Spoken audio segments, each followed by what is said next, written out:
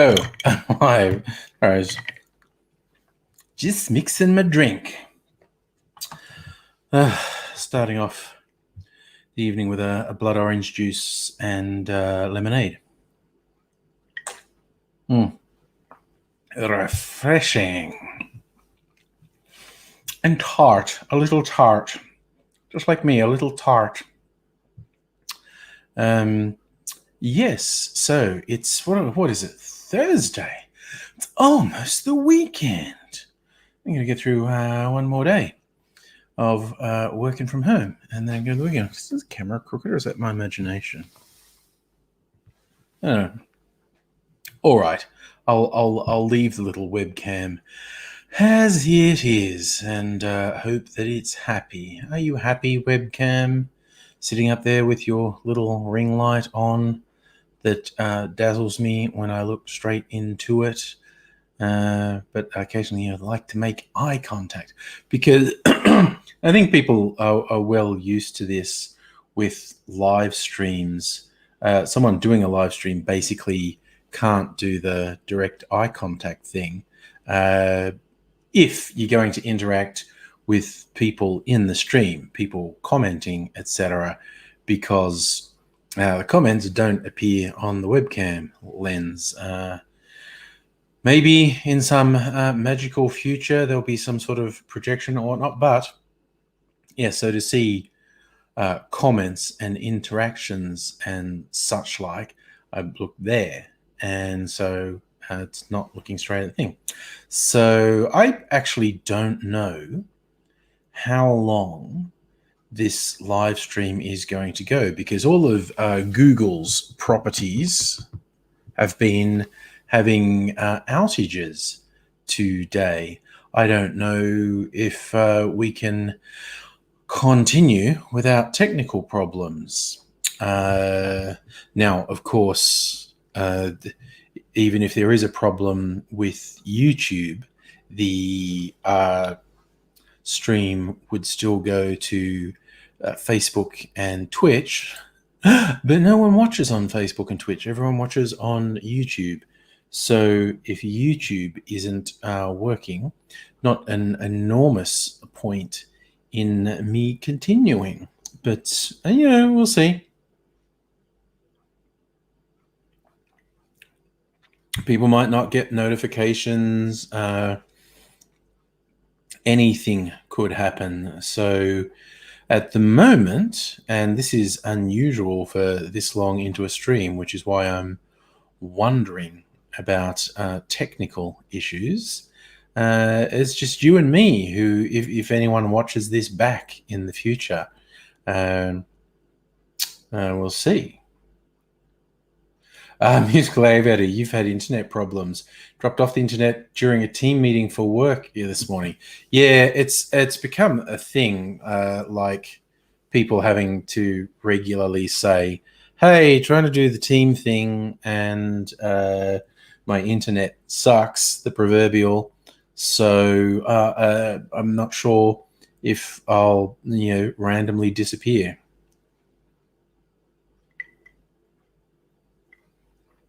Ha! Musical Aviator took the bins out at 8:02 p.m. Smashing that curfew. That was my big thing. Take the bin out. Don't wear a mask as I walk out onto the footpath. Rebel. You gotta take your fun where you can get it in these very, very, very strange times. Because there is no getting away from the fact these times are weird AF, and we just have to soldier on. Hey, Greg, how are you this fine evening in Melbourne town? What are we? Are we halfway through our curfew yet? No. It was 6 weeks of this stage 4 lockdown. This is the third week, and I don't remember exactly what day marks the beginning and end of the weeks. Is it Friday or is it Sunday? I actually don't remember. So that's how easily confused I am in these strange days. One might argue that this is, one of the most important things facing me today, and I don't remember what what the day is. So we shall just take it. Yeah. See, Greg, you don't remember the week. I don't remember the week. It's very, very weird and disjointed. One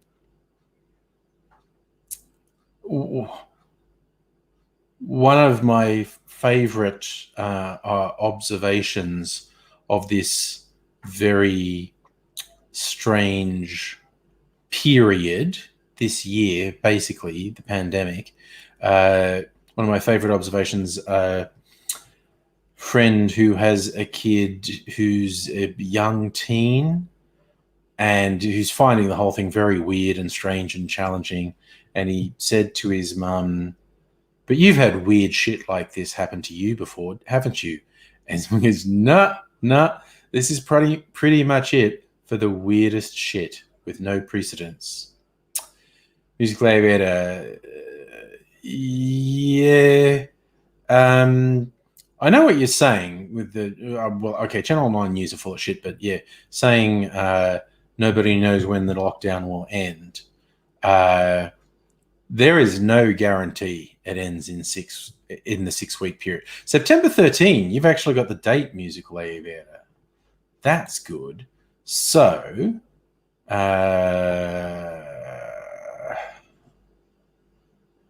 September 13 is a Sunday. Okay, it's Sunday. That's the week. So this Sunday, which still seems like a long fucking way away, is the 3rd week. We'll be at the halfway point this Sunday. Then 3 more weeks.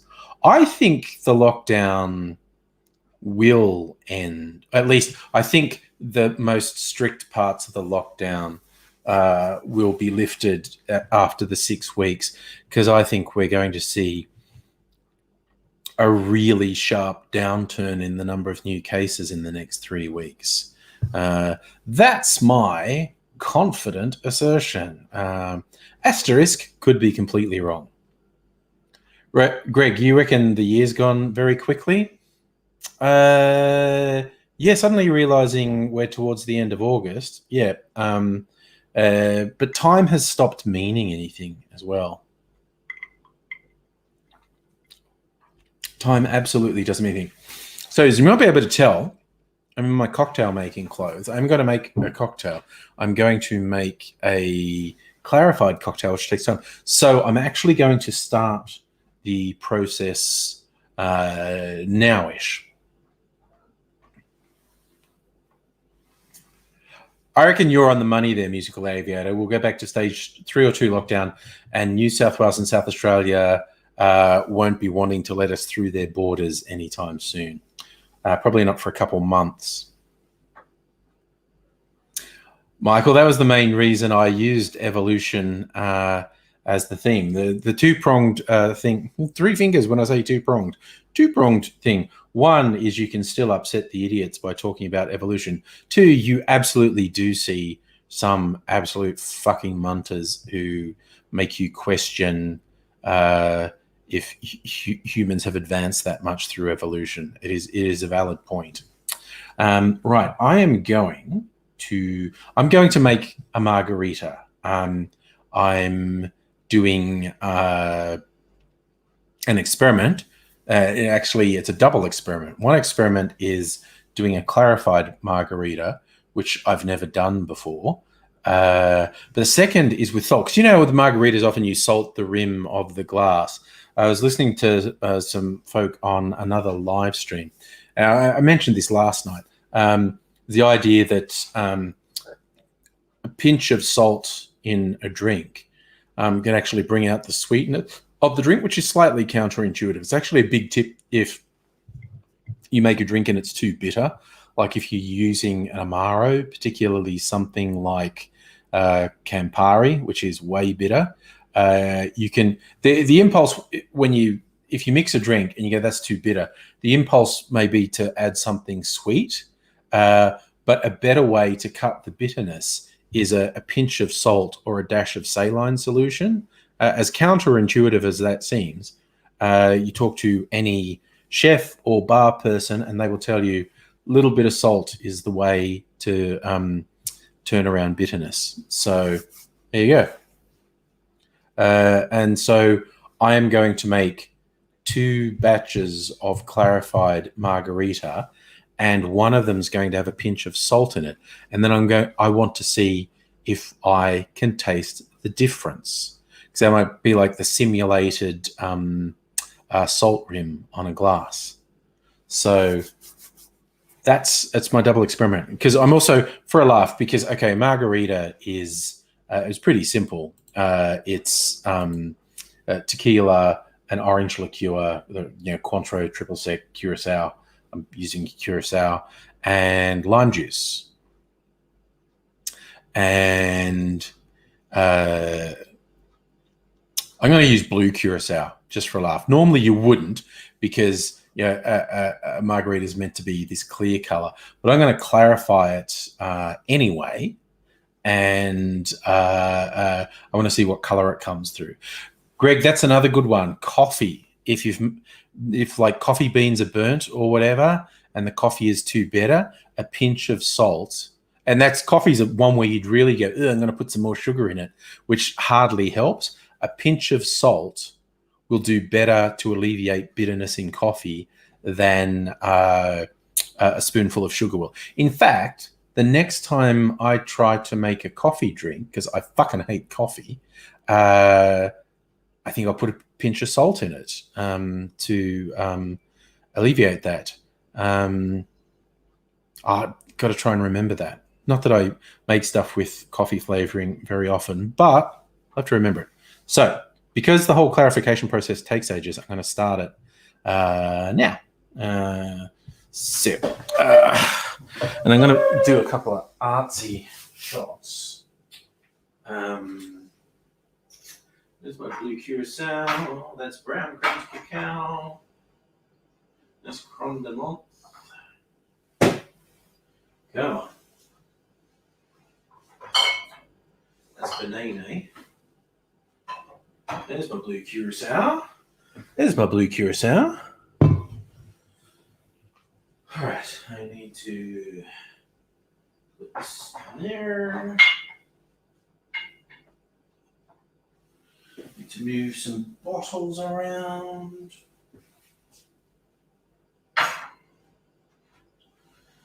And I'm going to do some artsy shots.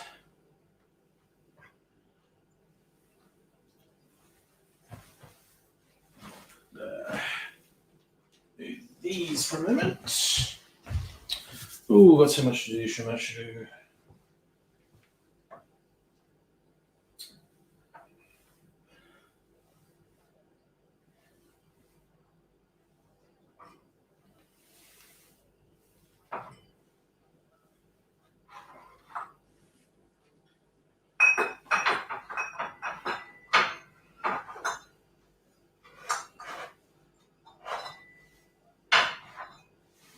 Right. I'm going to do some artsy shots for my video. Right, set up. Hi, Annette. How you doing? Just doing some artsy shots for a video. And then I'm going to start a cocktail making thingy. In fact, I probably should no, do that. Okay.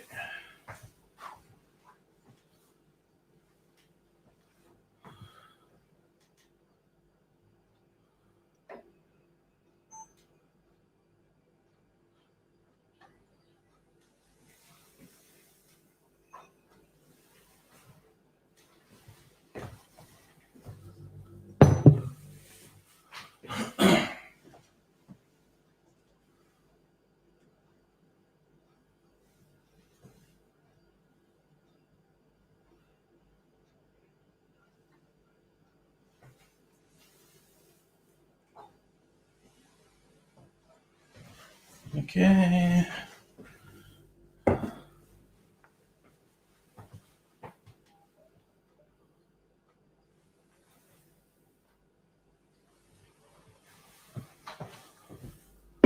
That one.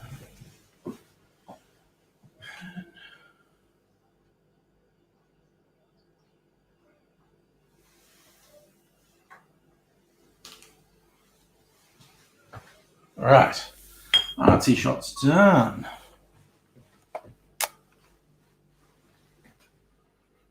Done my artsy shots. Oh, wow. That light's even yellower with that on, isn't it? All right, I'm going to switch that light off again.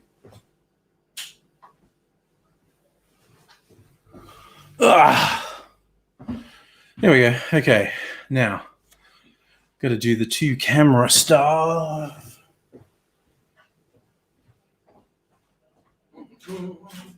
Set up a tripod, a little tripod.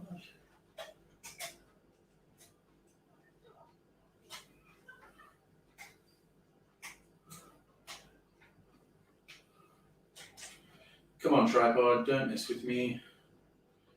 Why you gotta do me like that? Make my life difficult. Alright.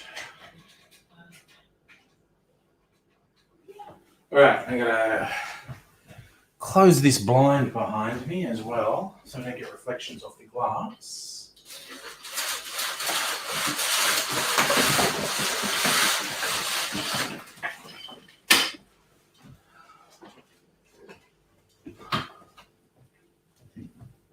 Do that. There we go. Now, what's happening here?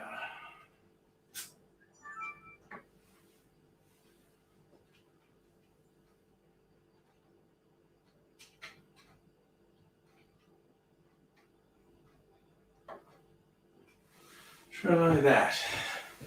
If I got my camera in the right position, probably just a little bit tighter.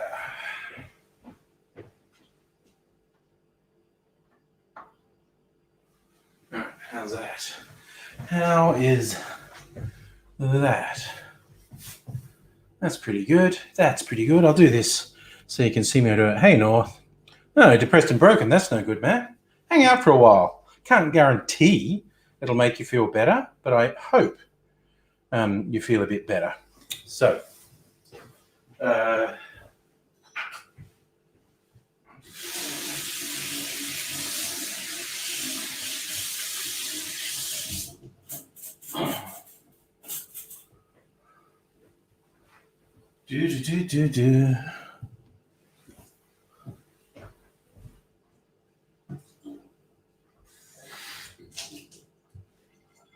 just clean my jigger.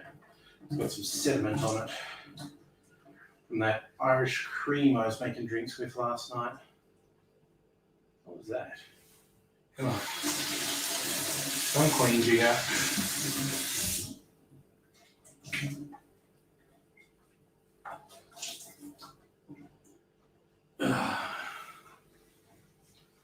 All right, and my hands are all wet. I'm just going to wipe my hands. All right. So that's ready, that's ready, that's ready, that's ready. Hey, Stella, how are you? I'm starting cocktail making early because I'm doing a clarified cocktail, which is going to take a while. So I'm going to do 2 of them.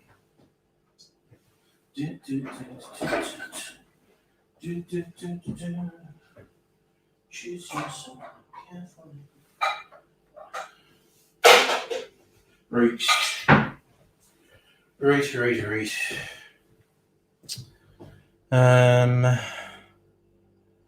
Okay, that is fucking filthy. Why is that filthy? But rinse this. It's filthy for some reason.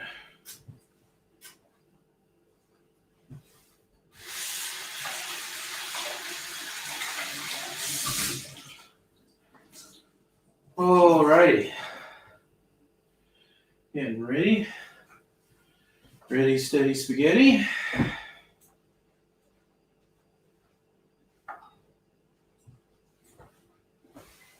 Right. Da, da, da, da, da. Yes, that does sound bad, doesn't it, Stella? I have creamy sediment on my jigger because I didn't wash it well enough. That's just something all teenage boys should be aware of. Right. I'm ready to start.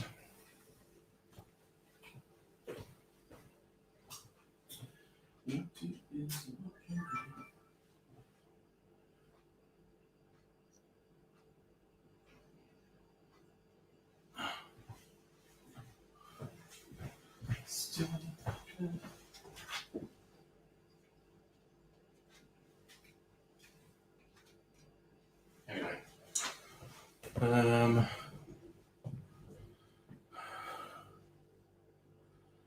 Yeah, that'll do. I think I want to go a tiny bit wider. Probably enough. Start the timer.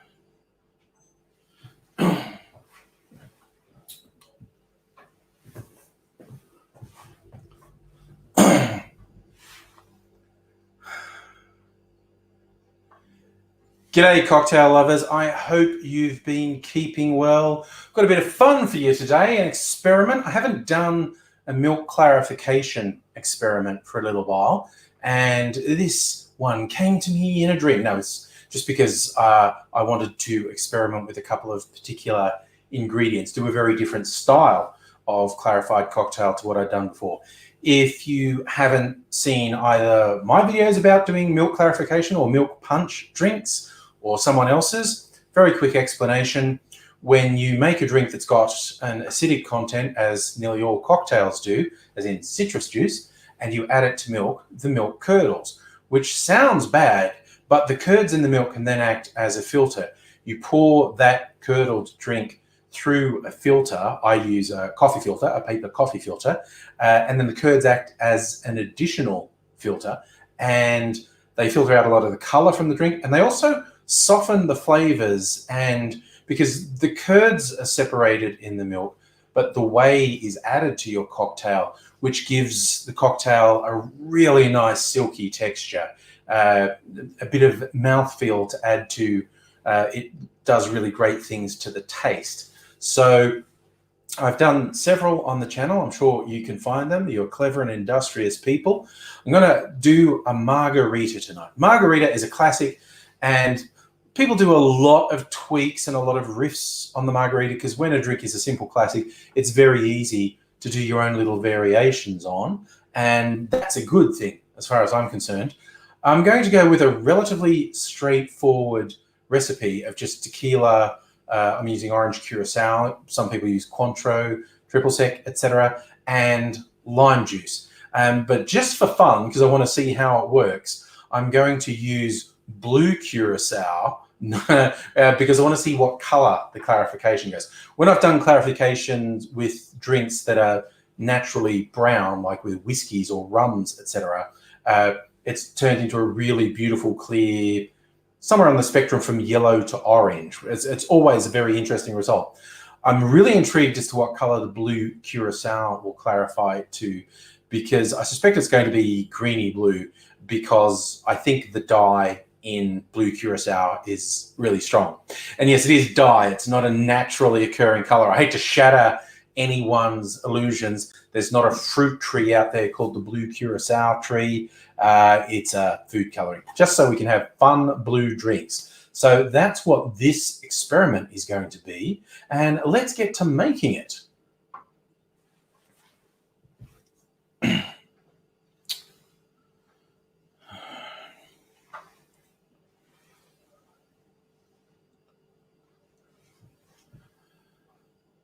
Normally, a margarita would be a shaken drink, but because I'm going to actually run this through a clarification process, I'm not going to shake it. I'm going to stir it, and then it goes through the clarification process. So I'll have my stirring glass out, and for fun, again, rather than standard tequila, I've got this citrus-infused tequila that I made. It's just with the peel from lemon and limes, and I steeped it or macerated the peel in the tequila for a couple of days, and it picked up this rather nice color. And it will also be interesting to see how much of this carries through in the clarification. Now, normally for a margarita for one person, it would be 2 ounces of the tequila. Because I'm going to a bit of trouble here to make this, and it takes a while. I want to make it worth my while, so I'm making more than one drink, essentially. So I'm going to put 4 ounces of tequila in this drink. You can't talk about tequila without getting that song in your head. Tequila.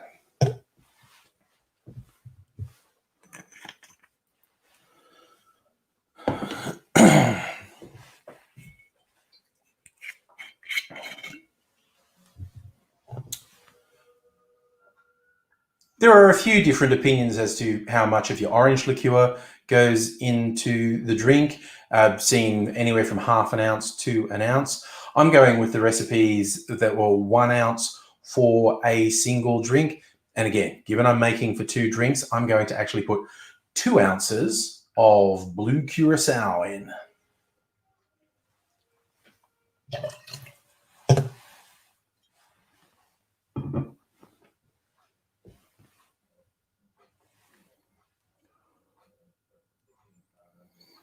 I got confused. I just realized I confused myself. That's all right. I'm allowed to get confused. Honey, I'm a big boy now. All right. I'm a bit confused, so I'm just going to do this. Combining my juices.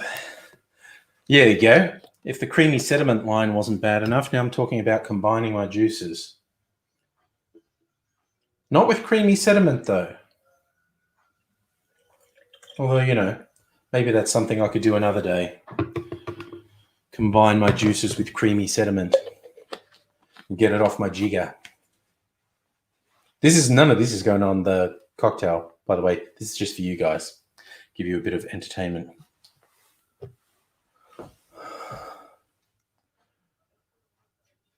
Finally, adding the lime juice. Again, for a single drink, I would add 1 ounce of lime juice, maybe a bit less, depending on your personal taste. Because I'm making a bigger one, this is going to be 2 ounces of lime juice. Some fresh lime juice that I squozed a bit earlier.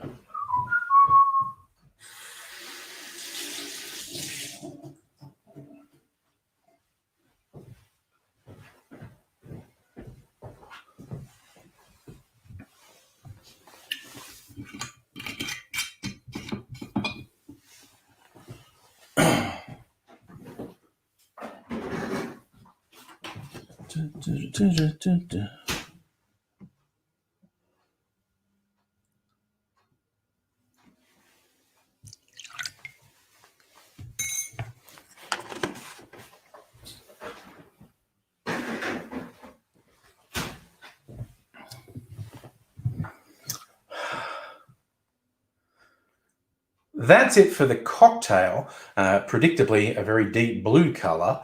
Now we add it to the milk. When you're doing milk clarification, the ratio of your drink to your milk should be about 4:1. So that's 8 ounces in this cocktail. So 2 ounces of milk in this jug. And I simply slowly add the drink to the milk. And it is important that you add the drink to the milk, not the other way around, because it does have an effect on the curdling process. Just going to give it a gentle stir. And as you can see at the moment, it is a rather spectacular color. What I'm going to do is give that, doesn't need that long, 15 minutes to half an hour for those curdles to fully form. And then I'm going to start the actual clarification process. I will pour it through a funnel with a coffee filter in it, and we'll see what color we go 2. We're starting with this. I'm very keen to see where we end up.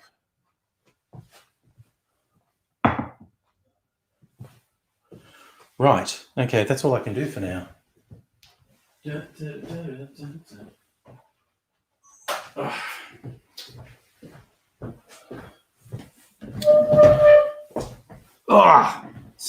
Wait, where'd I go? I'm down here. Hey, Bex. All right. Break from cocktail making now. Blue curacao is so blue.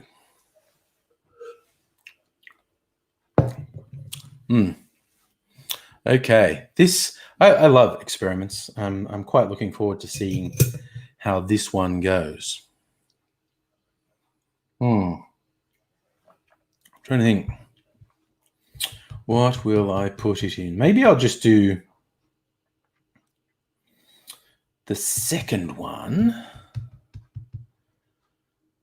There's no point in doing the same thing 2 times over for a cocktail. Maybe I'll just do the other one off camera and add a pinch of salt to it. Yeah. Maybe. That's what I'll do. Just while we're chatting here, I'm just going to make another one. I got my citrus-infused tequila. Oops, now I've got to rinse that because it's got milk in it. We don't want that. It's got to be controlled. The whole experiment's got to be controlled.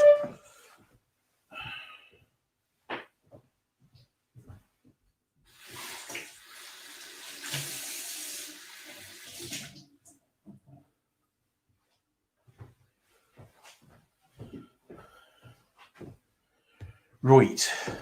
Wait, I should get some salt while I'm sitting up. I'll use the Himalayan salt. Got the pink Himalayan salt. Put a couple of pinches of that in there. How's your day been, Bex, by the way? Nice to see you. What's everyone been doing? I've not been doing much, I have to admit. I'm going to have a bit of this tequila, just a little bit of this tequila left. Because I'm going to taste test this one, but I'm not going to drink the whole drinks tonight. Because if it works, if it's a successful experiment, it's going to be for date night with Mrs. Angry.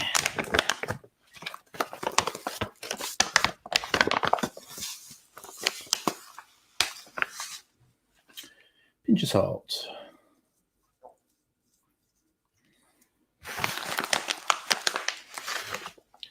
Two drinks, so 2 pinches of salt. Hope that's enough. I don't know. This is an experiment. That's the nature of experimentation.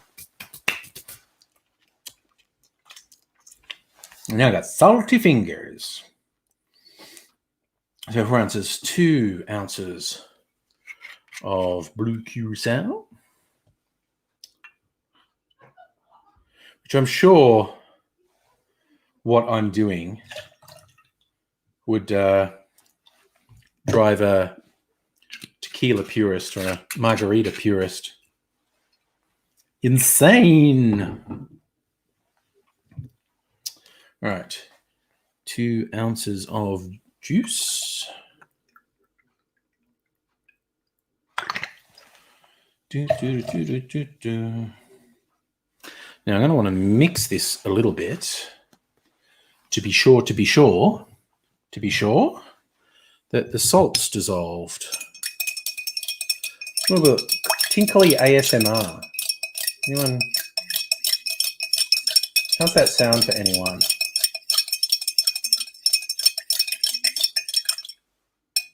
I think that's quite a pleasant sound, a spoon tinkling against glass. Safa, is there any other colour off Carousel? I don't know what that means. I don't know if you've misspelled something or if you're just talking about something that I'm not familiar with.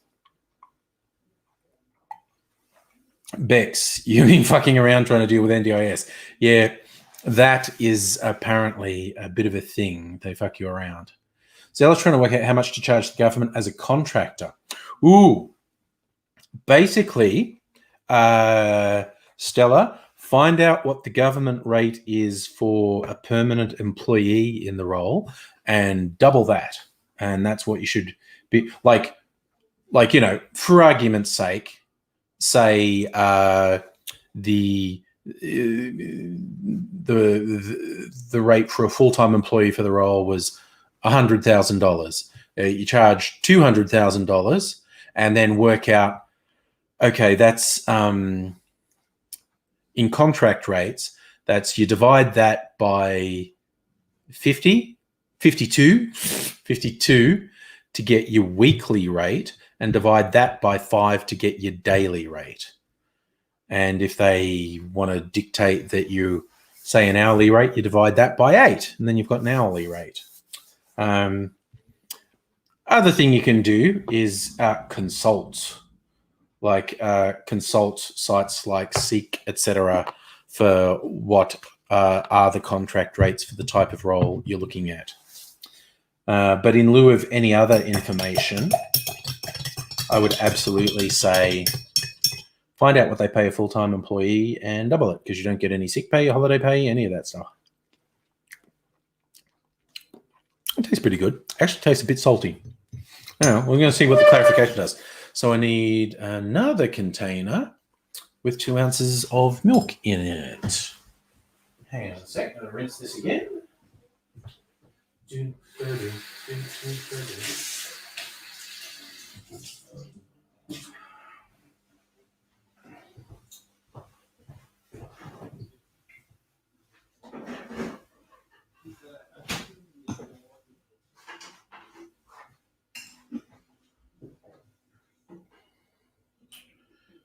Pour an ounce of milk.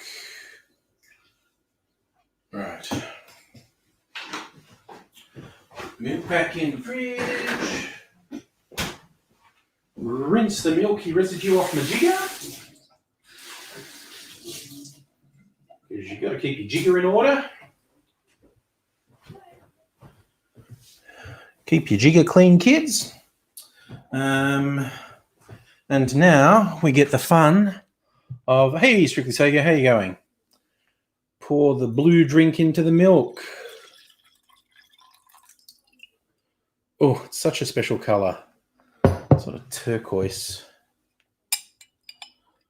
I really am interested to see what color this goes when it's clarified. I think it's still going to be very blue, maybe green. Because what I've learned is the clarification process strips out natural colors like with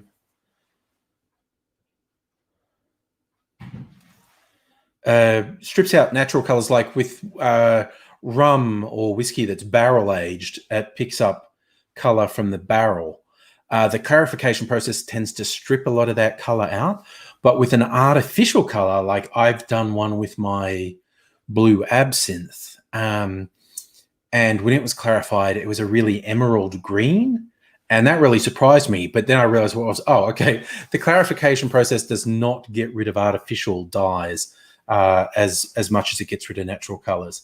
Stella, okay, you were previously getting 52 an hour for doing the same job. If that's a permanent rate, okay, if that's a permanent rate, and that includes you get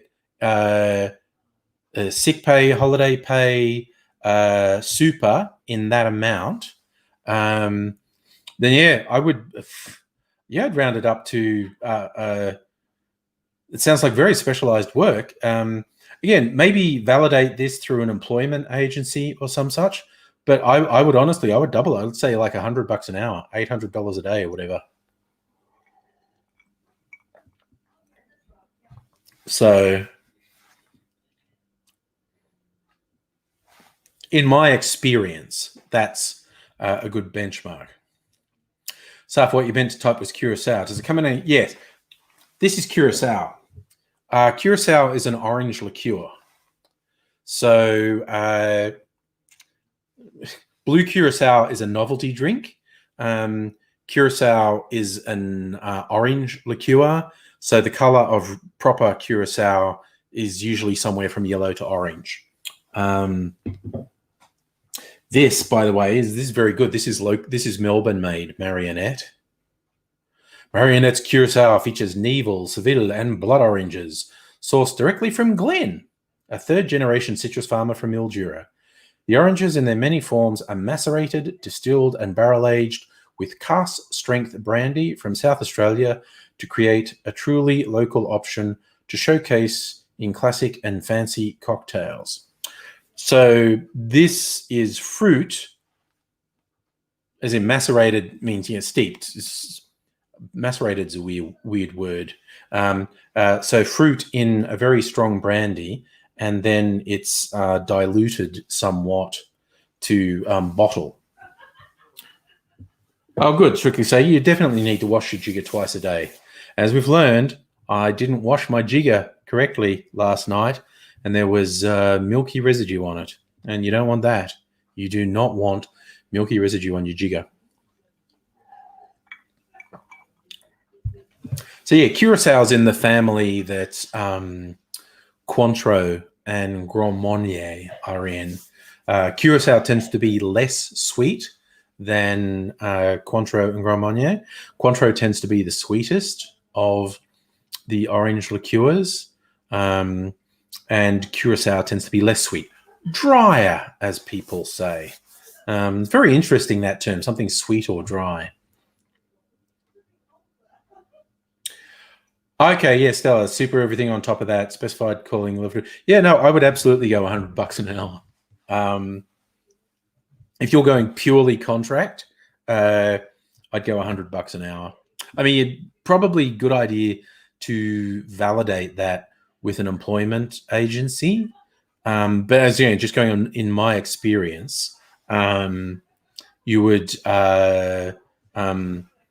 basically go for double the permanent rate, because when you take everything else out, the sick pay and the holiday pay and the other benefits that permanent people get, the difference, because whether it's 1 week or 2 weeks sick leave, 4 weeks holiday pay, that means that a permanent employee is potentially getting paid for not working for 5 or 6 weeks a year. And contractor, you're not there, you're not getting paid. So it sounds outrageous when I said double it. It's when you take out all the perks, the amount of money you're getting is like 25 to 40% more than a permanent employee. But in my book, that's just the premium you charge for the lack of security. And if any permanent thinks that's outrageous, then they should quit and work as a contractor. And they go, don't want to do that. Yeah, well, shut the fuck up. You don't want to take the risk. Shut the fuck up. Safa, employment agencies do take a cut. I'm not sure if Stella has to go through an employment agency or not. I just meant checking rates with someone, not going through them. Strictly say you're right. If you get your jigger sticky in general from not washing it, it's bad. It's nothing worse than a sticky jigger with fluff stuck to it. You've got a whole set of problems there. When your jigger's got so sticky, there's fluff stuck to it. Sometimes you have to rub really hard to get it clean. That's all I'm saying.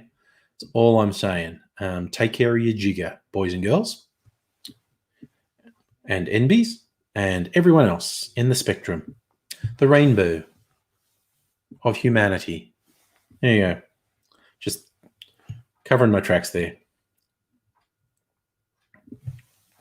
Oh, strictly say you definitely don't want to stick your jigger where it doesn't belong. Yes, Heine, that's what she said. I'm not safe for kids, Safa. I know that much. I don't know if you're referring to me, but my jigger is also not safe for kids. Kids should not be around my jigger or the things that come out of it. Yes, Stella, you also have to add GST. Yes. And insurance. Yes. You're setting yourself up as a sole trader. Yeah, I'm a proprietary limited company. Oh, Heine, you're gonna watch Train to Busan. I hope you enjoy it. It is a pretty it's a top tier zombie movie, basically. Like, of all the zombie movies out there, like 70% of them are shit. And then there's like 20%, yeah, that's watchable, but there's 10% are the good ones. Train to Busan is in the top 10% of zombie movies. Arguably, that's not a high bar, but Train to Busan is good.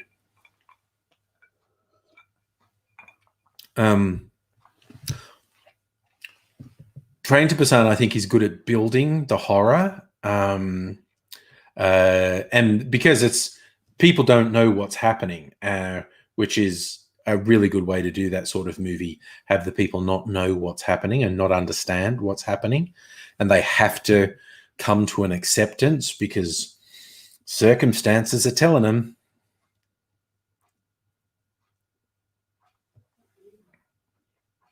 Ooh, Safa, the cinemas are opening where you are next Thursday. We ain't having movies in Melbourne for a long time. It actually really does taste salty. Maybe I put too much salt in it. All right, we'll see what the clarification reveals. I won't judge anything.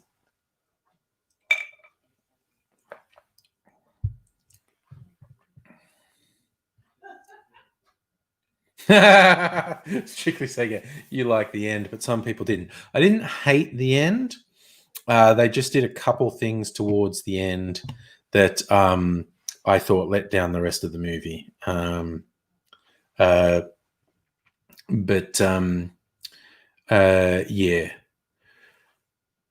It's not so much like I used to go to the movies like every second week. That was like date night with Mrs. Angry. We'd go to a movie and dinner and cocktails almost every second Saturday. Sometimes we didn't go to a movie. Sometimes we just did the dinner and cocktails. But, almost every second Saturday we'd go to the movies, and we haven't been able to do that for fucking months. I've just lost track. I do not remember how many. Wait, I can guess because I've done 7 cocktail menus for home. 8, I don't know, it's 2 or 3 months. 2 or 3 months, maybe 3 months since we've been to the movies. I don't know.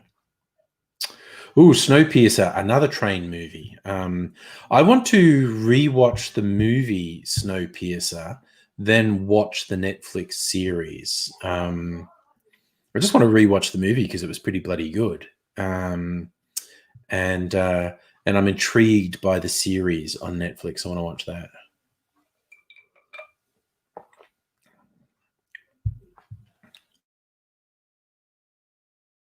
Months since your cinema closed.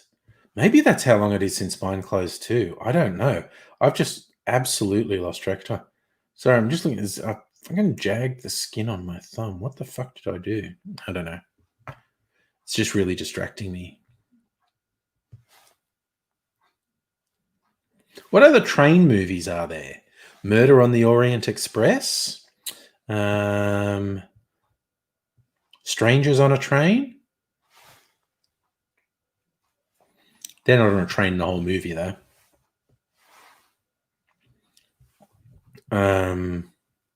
Throw Mama from the Train. Not on a train the whole time.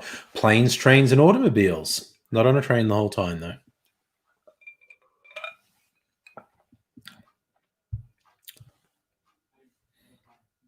Stella, you think the Snowpiercer series is better thought out than the movie? I'm looking forward to it.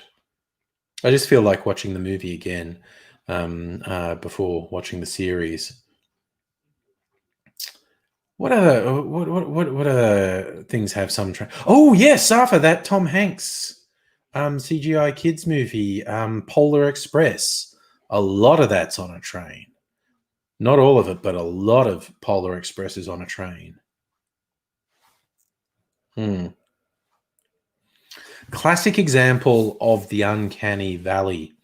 that movie. If you've never seen Polar Express, it's a computer-generated animation kids movie, Christmas movie. Tom Hanks plays a couple different roles in it. And for the time, and I don't know, when did it come out? 20 years ago? It came out a long time ago. It was using what was very high-end computer graphics for the time it came out. But what the uncanny valley is, if you're unfamiliar with the term, it's when something like computer generated starts to get really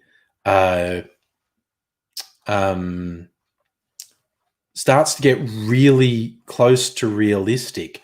The tiny things that are wrong really stand out, and they can be really distracting. That's called the uncanny valley. The gap between almost real and real becomes really noticeable. So like when you get like a Pixar animation, which is really high-end animation, but it's cartoony. So you're never sort of going, the uncanny valley doesn't exist in a Pixar film because it's cartoony. But yeah, when you try to be as close to photorealistic as possible, you fall into the uncanny valley. And in Polar Express, all the characters have these awful dead eyes. It's terrible. Yes, Strictly Sega. It was the same director as Back to the Future, Robert Zemeckis. Yes.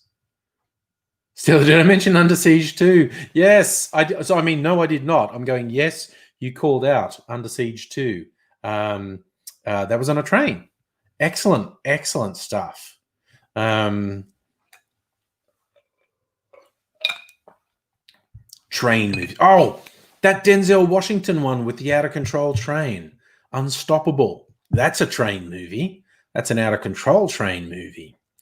Wow, we're coming up with so many train movies. This is now the train movie show. I was going to make it the evolution show, but no, I think I'll make it the train movie show now. Because why not? I'm going to wait till like it's 5 to 9. I'm going to be patient. Give these drinks 5 more minutes to be ready. Safa, oddly enough, train spotting does not involve any trains.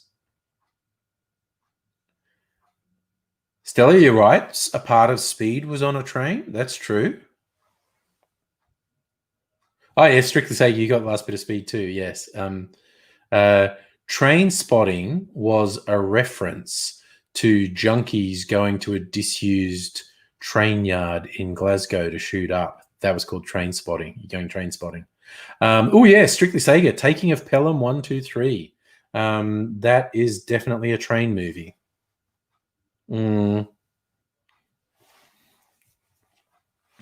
Yeah, Speed's not really a train-themed movie. Taking of Pelham 1, 2, 3, definitely a train-themed movie.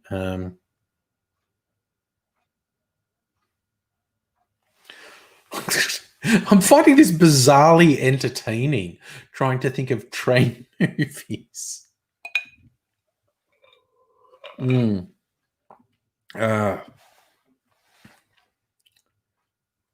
Music the Aviator, you are right. There was a surprising amount of train or monorail in Solo, a Star Wars story. There was a train in Back to the Future 3, Strictly Sega. It was an important plot point.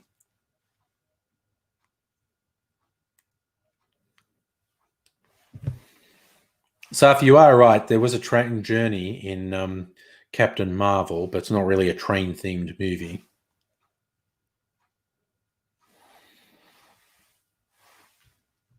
There was a... You know how Liam Neeson's just always doing sort of violent revenge films? There was one, The Commuter, that was on a train. Yes, Robert Man Gregg, Thomas the Tank Engine, very train-themed. Strictly Sega, the train was important in The Fugitive. Not a train-themed movie, but the train was definitely important in The Fugitive.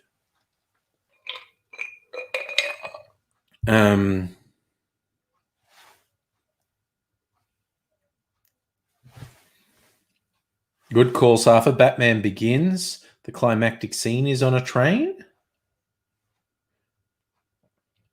So we've got two classifications: actual like train movies, where the movie is significantly about a train, and movies where there was an important moment with a train in it. I bit off the bit of skin that was annoying me. I feel much better now. Not necessarily a good thing to do, be biting off skin. Maybe I should make a plain margarita as well, like with a marionette curacao rather than the blue curacao. Do a 3-way taste test. That's the thing I could do. I'm hoping this finishes tonight, because I want to finish the video tonight so I can edit it tomorrow and put it up tomorrow. So anyone who wants a margarita for the weekend can do it. Safa, good call. Not a movie, but the Simpsons monorail episode. I think monorails count as trains. They're just a single rail train. So I think the Simpsons monorail episode gets an honorable mention. Absolutely. Strictly Sega. I can't remember Some Like It Hot. That's the Marilyn Monroe film. And I think it has the dudes cross-dressing in it, doesn't it?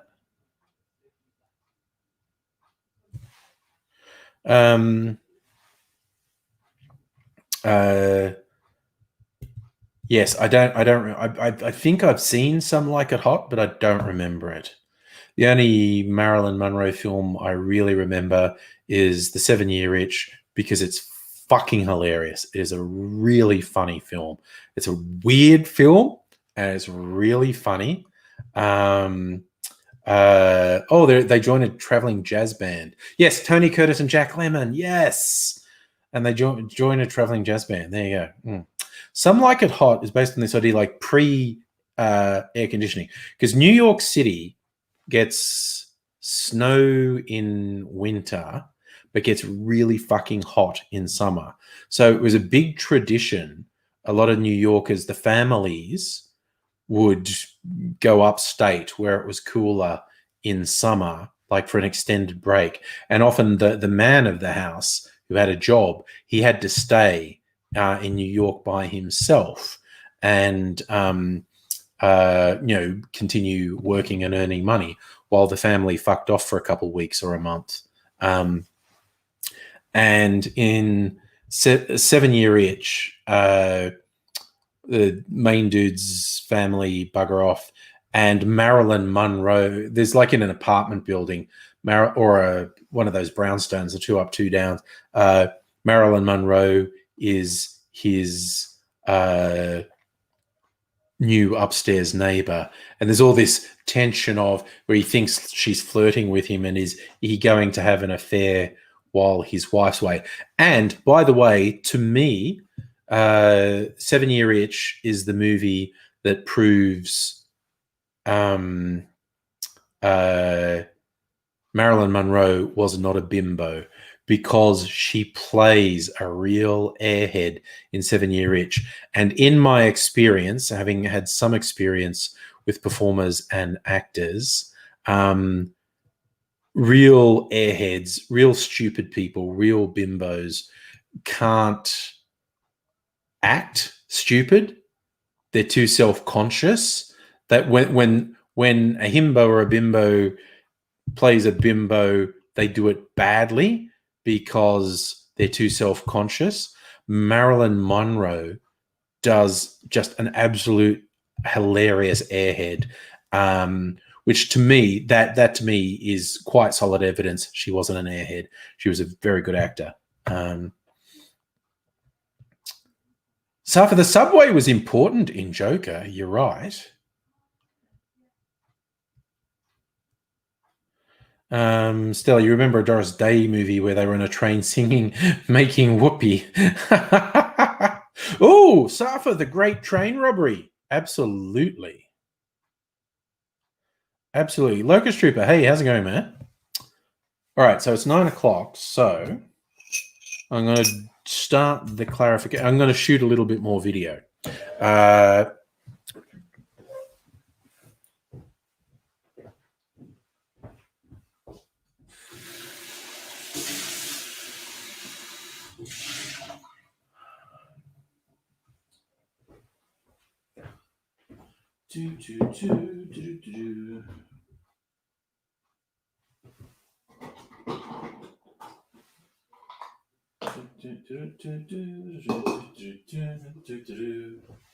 Okay, got my funnel. Gonna get my filter paper. Get my filter paper happening. All right.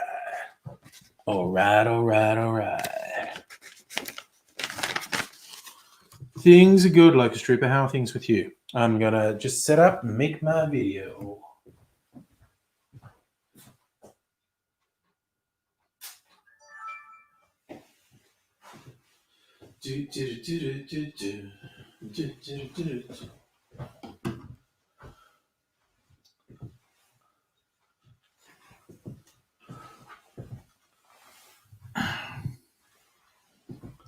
All right, everything's. Well, I'll do this just so you can see me, because it's weird if the webcam's just pointing at my torso. Okay, I'll keep going.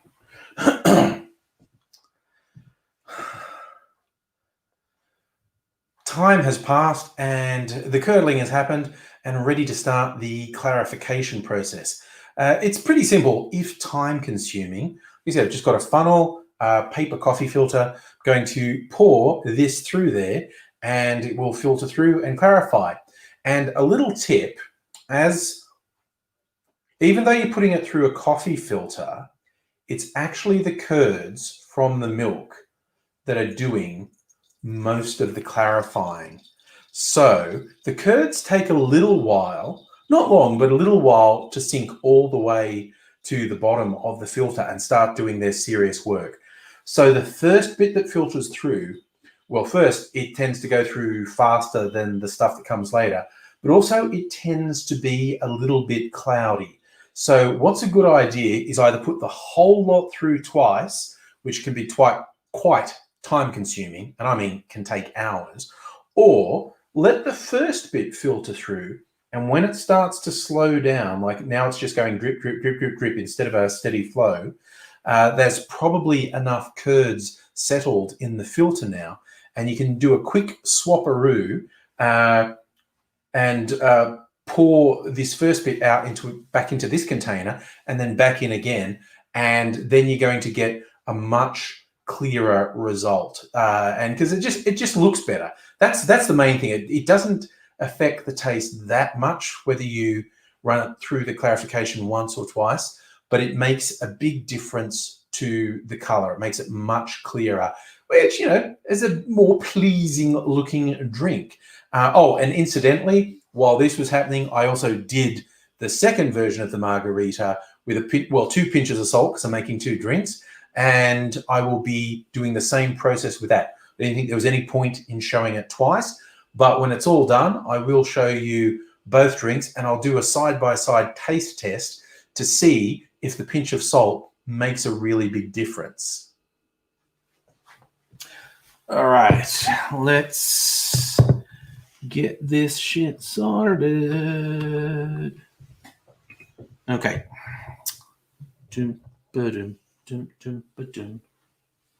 Okay, you go back in there. And I'm just going to do a quick rinse on this.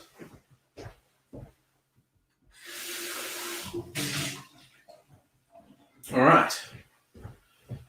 It's a rather time-consuming process. Be going for the rest of this live stream, probably. Okay. Put that in there. Do you know what? I might put it in the fridge so it chills a bit. What do I have to take out to give some room? Maybe this and this. It's only temporary, guys. You'll get to go back in the fridge. Don't you worry.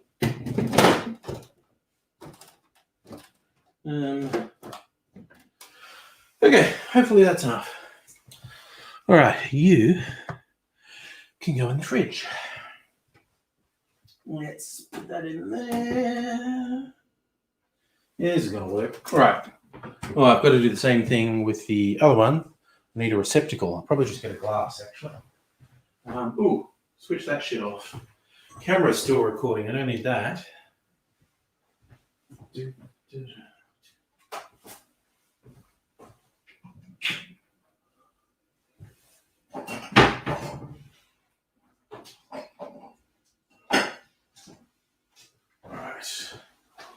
All right, another funnel.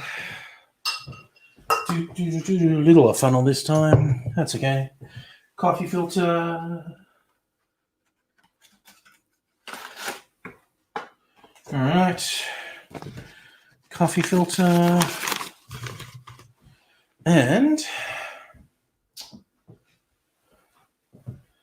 it's a rather interesting coloured drink. We pour that through.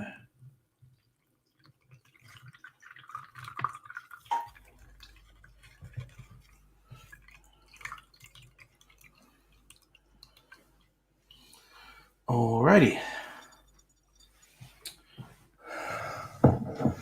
Let that run through for a bit. We'll see what you fine folk are up to. Hey, Hellion, hello. Oh, bloody hell. Hellion, hello to you, Kirsten. Doing milk clarified margarita experiment that I made with blue curacao rather than orange curacao.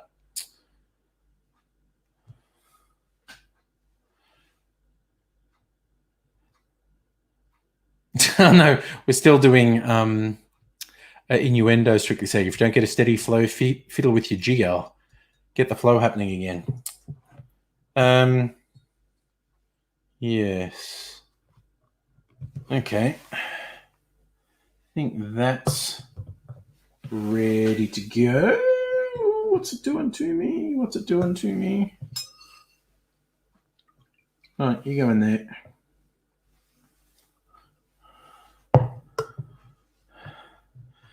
Yes, Kirsten, I'm interested too. And this is the pinch of salt experiment. One, I've made two. One has a pinch of salt and one doesn't. And I'm going to side by side taste them. All right, I'm going to put this one in the fridge too.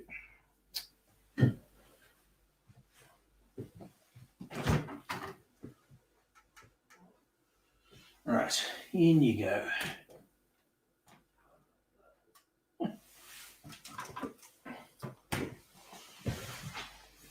My theory is, in terms of color with the clarification, my theory is the blue curacao dye is going to be quite persistent, and the clarified drink is going to be greeny blue.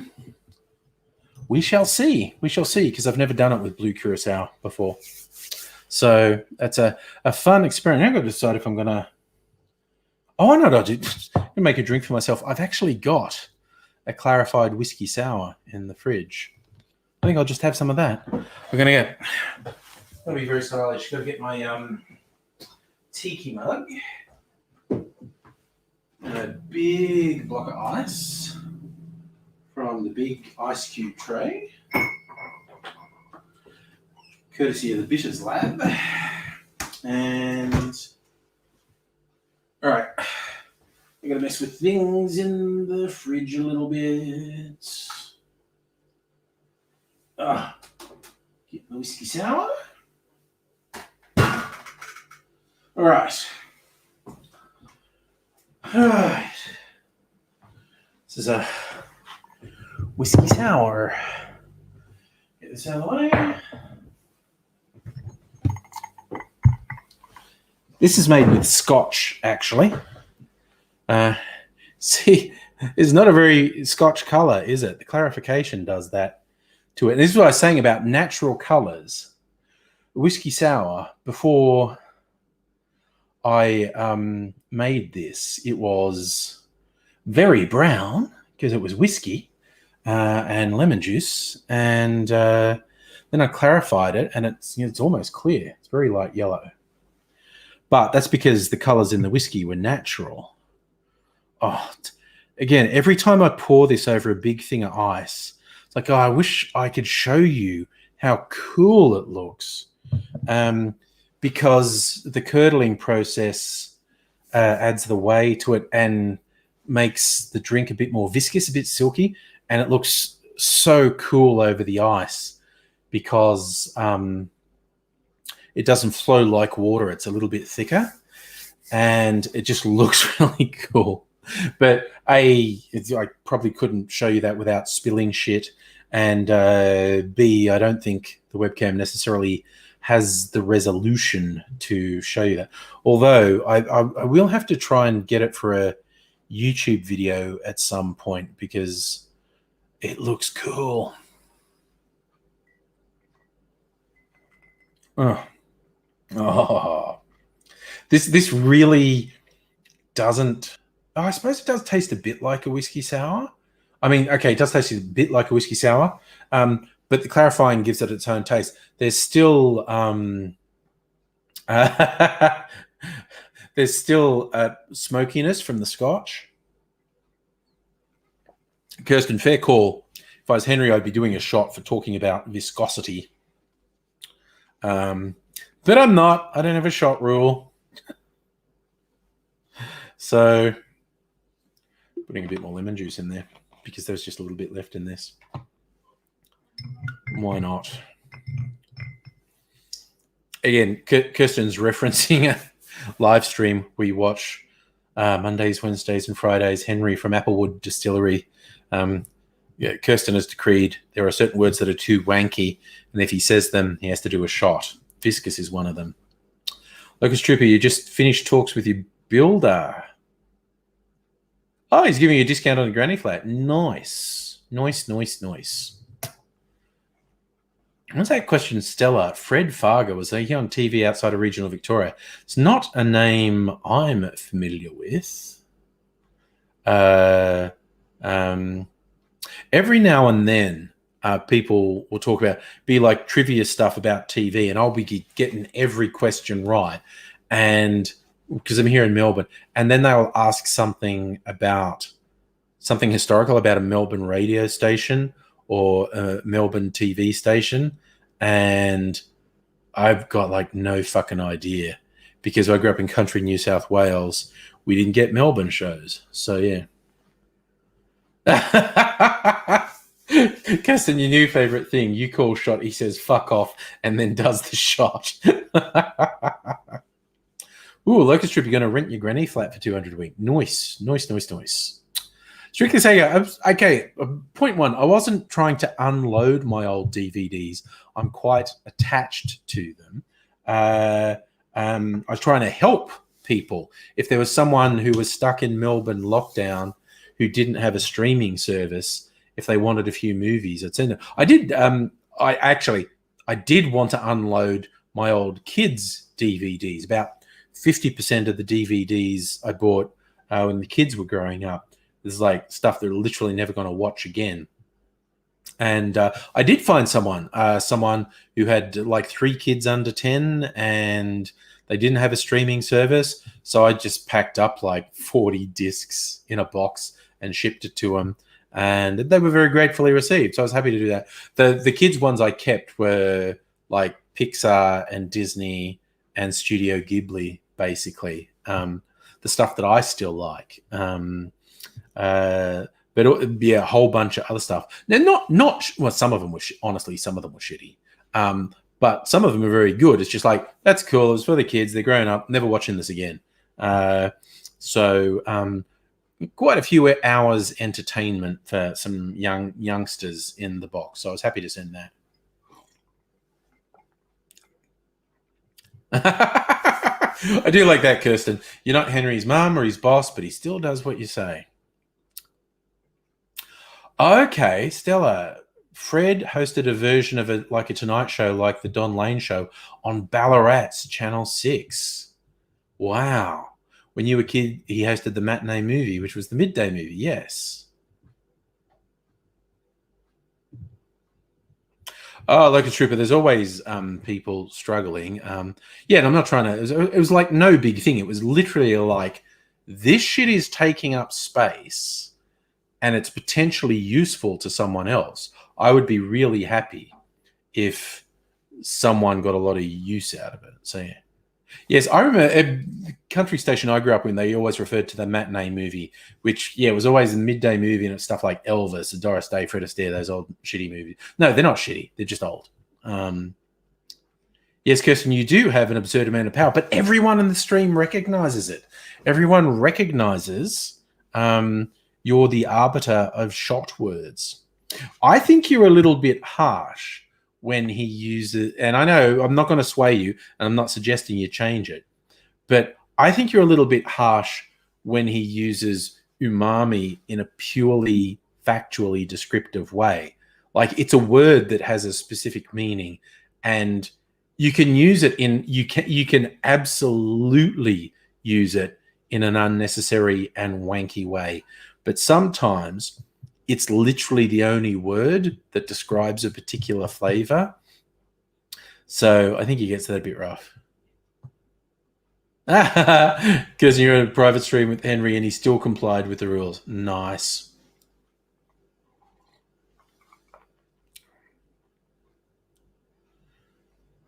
That's why he started a Friendly Geordie's Feed the Homeless charity, help people in need.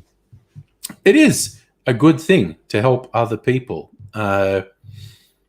I'm slightly confused by people who get really aggressive and angry at the idea of helping other people, notably Americans, notably American conservatives, that they get this incredibly aggressive thing about a welfare state is a bad thing, which I absolutely do not agree with. And I think it was best summed up. Someone wrote an article for, I think it was a website. I don't think it was a print magazine.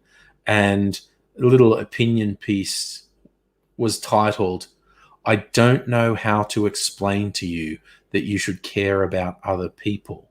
And it's like, they were saying, the person was basically saying, I've gotten in so many arguments that I don't understand with people on the internet who get so fucking angry that a lot of my personal ideology is about helping people other than myself. And these people get really angry about it. And it came up with this phrase, "I don't know how to explain to you, you should care about other people." Yeah. Oh, God, Dennis Walter.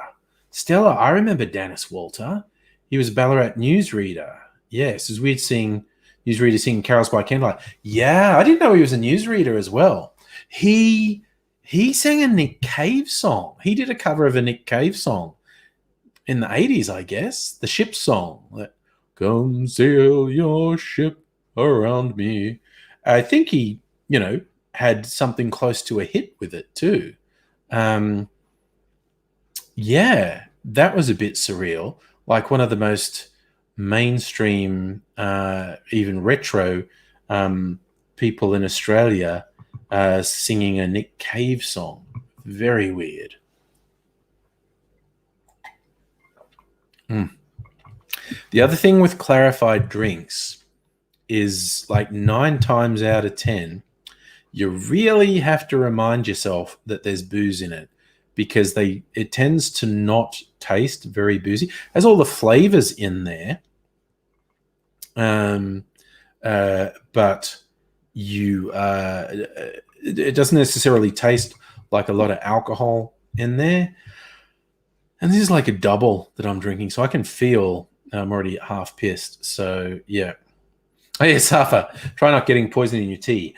Don't drink tea Vladimir Putin gives you. Lux Trooper, why do Americans hate looking after people? Again, it's some Americans, although it's a large group of Americans. It seems tied up in this fantasy they tell themselves about America having been the frontier and manifest destiny and anyone can make it. That aggressive individualism can grate quite, it doesn't have to, but it can grate quite hard on any sort of collectivist idea of we need to look after the less fortunate. Safa, is freedom worth death? Well, that's their fucking catchphrase.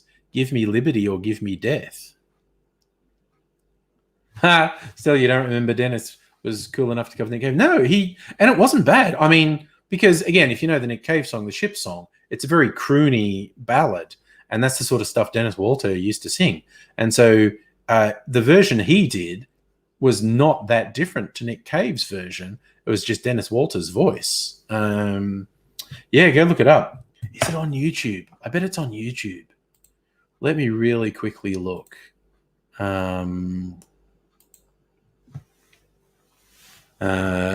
Dennis Walker Ship Song. Let me see. Yes. No. Maybe. No, I don't think it is on YouTube.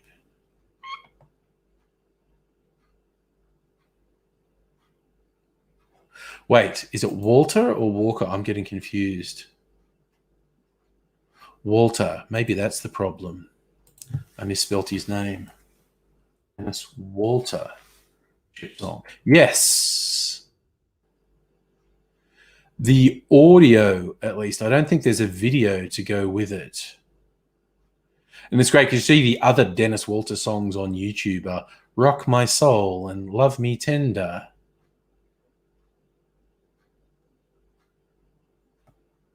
But yes, the audio of Dennis Walter singing the Ship Song is on YouTube. So there you go.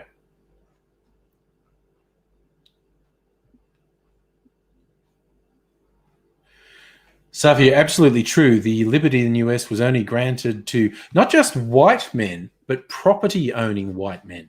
About the only people who had legal rights in the early days of the US were property-owning white men. So there you go. Oh, Safa, Canada's doing so much better than the US with COVID. Yes. Locust Trooper, richest country in the world can't get universal health care because it's communism, man. It's communism.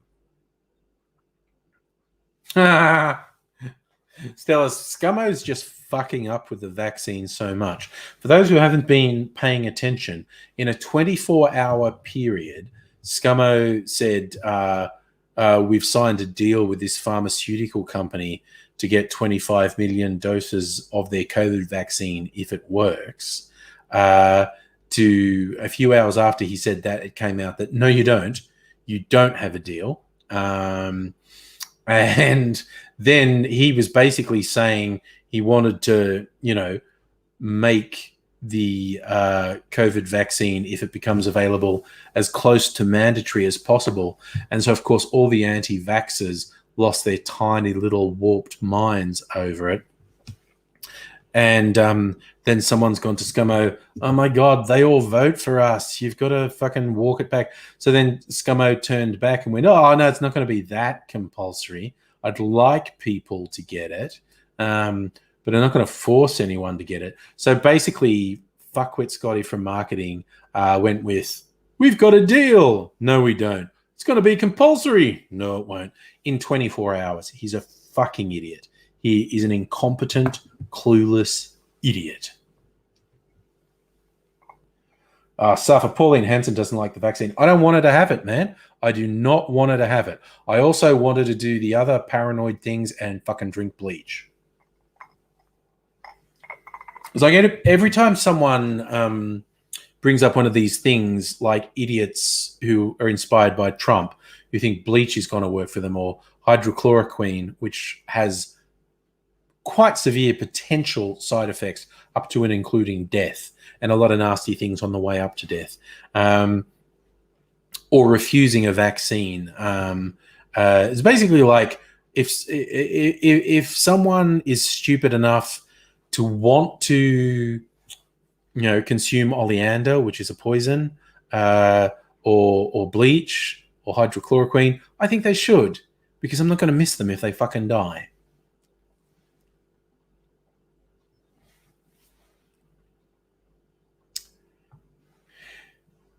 Yes, Stella, you are right. They are talking about having all sorts of conditions, like you won't be able to travel without having the vaccine, government payments. They might go so far as to say your kid can't go to school unless you've been vaccinated. But yeah. Kirsten, things are growing. USA keeps making TV shows about turning to crime to fund healthcare. Like that's the solution, and people are not like, why? Of course, the biggest one was absolutely Breaking Bad, which was a great show where the guy who's going to be bankrupted by his cancer treatment turns into a meth cook. Whereas in so many, virtually everywhere else, he would have just got treatment and wouldn't have had to turn to crime. It's bizarre. Like bankruptcy from medical bills everywhere else in the world is largely unheard of. If I look up a figure, USA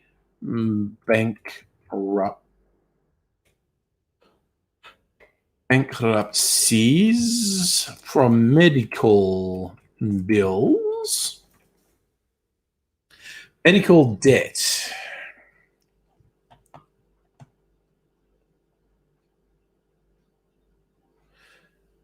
Is that the real reason most Americans file for bankruptcy? Cite medical issues, yes.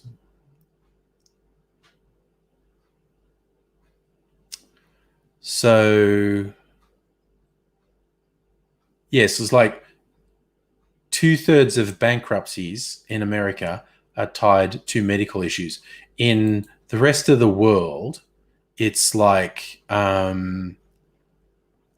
a couple of percent of people will file bankruptcy from medical bills. Yes, and that's another horrifying thing, Kirsten. GoFundMe is the largest provider of healthcare in America. It's terrifying. Locust Trooper, are we going to get fucked like the US? It's something you have to constantly fight against, because you look at like dickheads like Scotty from marketing, and he clearly fucking loves the idea.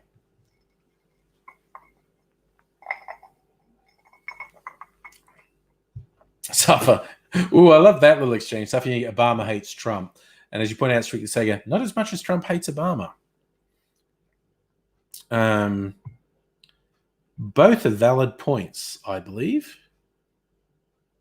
Okay, I'm probably going to be pretty drunk when I finish this.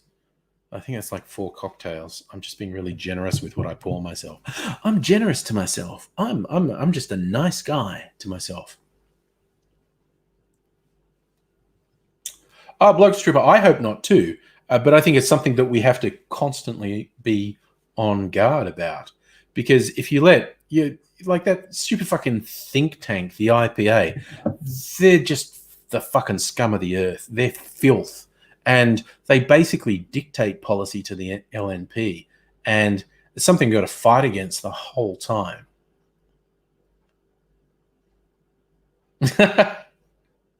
I like that analogy, Strictly Sega. Obama to Trump is like high score on an arcade game, doubles your previous best. Yeah.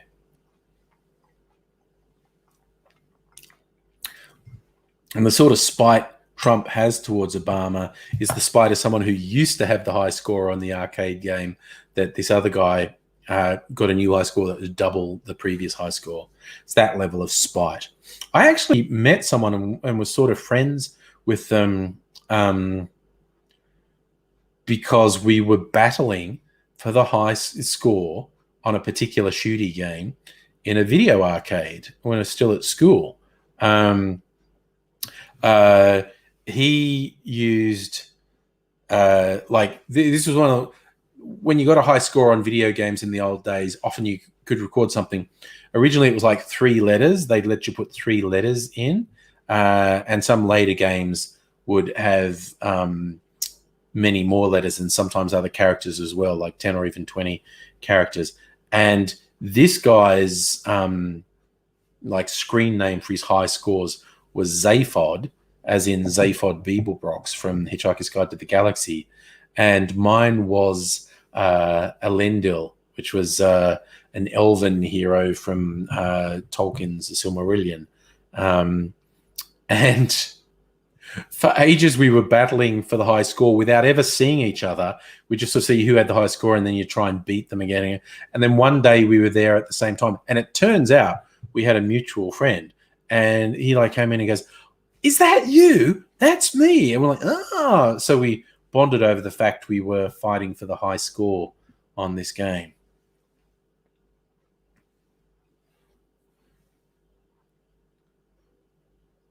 Oh, Locust Trooper, I'm not even thinking about our next election.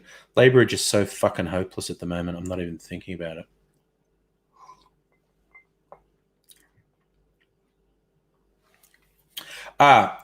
Stella, I know what you're saying there. Statistics about people getting in financial trouble here and possibly declaring bankruptcy because they can't work because of the severity of their illness. And but in the US, it's purely about medical bills. It's the bills for even simple treatments run into the tens of thousands of dollars. For complex treatments, they like actually, okay, if you in the US get the Rona, go into a hospital, end up on a respirator, and live, you'll get a bill in the hundreds of thousands of dollars, which is just fucked. Yes, Stella, you raise a valid point that people here may be in severe financial trouble to the point of bankruptcy because of illness, because they can't keep a job, and that is absolutely true. It's an extremely different problem to just exorbitant medical bills that instantly bankrupt you.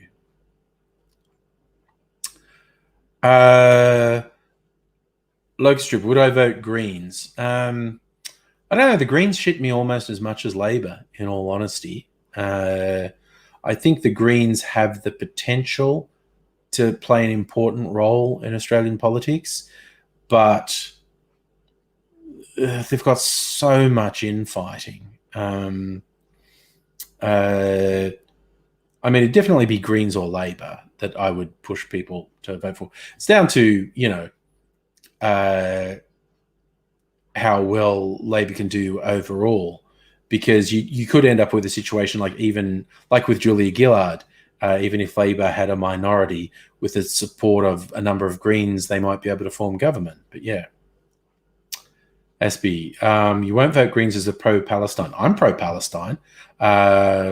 Being pro-Palestine doesn't mean anti-Israel, by definition, anyway. I am very actively opposed to the outright fascistic behavior that's been exhibited by various Israeli governments. That's not the Israeli people, that's the Israeli government. And basically the apartheid system that the hard right in Israel are intent on forcing on the state of Israel. I'm opposed to that. You can be pro-Palestine without being anti-Israel. And I'm definitely pro-Palestine.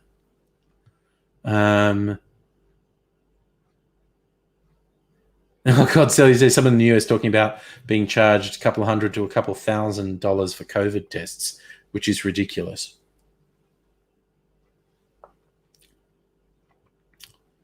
Okay, Lee, sarcasm doesn't work in text. Kirsten, your sister-in-law had a cesarean in the US. 25,000. God damn. Yeah, and other sister-in-law had an emergency C-section in Australia, and her biggest bill was a couple bucks for the pay TV option in the room. I'll suffer. Nothing Trump does means anything. It's just ridiculous. He just lies.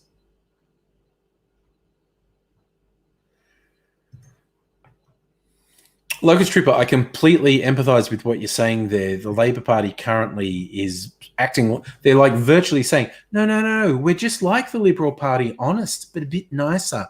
Vote for us. I fucking hate that. I hate that so fucking much. And they are definitely driving people towards the Greens. They absolutely are. with their dumb shit. I wasn't intending on getting particularly drunk tonight, but I think this is going to end up being the equivalent of about 4 cocktails. So it's like, yeah, fucking go boy. So yes, I'm not falling over or anything, and as you can say, I can still enunciate quite clearly. Mrs. Angry actually says she can tell when I'm a bit drunk because I make a real effort to enunciate clearly. It's kind of like when drunks try really hard to walk straight. It's like a bad actor when they're trying to play a drunk will stagger and fall over. A good actor will focus really hard on not staggering, and that's the difference, because that's what a drunk will do. Is like, I'm not drunk. They go, oh, actually, we've all seen drunks who just fall over everything, but the drunks will really just spend a lot of time finding their center of gravity and just going, right, I'm fine. I am fine. And they'll be really precise about things. Kirsten, your parents had to help pay the bill for the USA sister-in-law.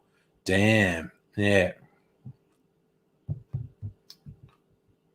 Strictly say, you've been suspicious of Labour since Shorten left. I thought Shorten was fucking shithouse. I hated Shorten. I was really hopeful, like, Albanese, he's like an old school lefty, maybe. And Albanese's worse than Shorten.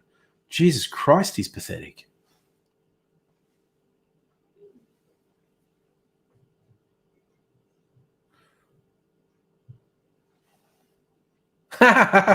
Locust Trooper looking for a partner.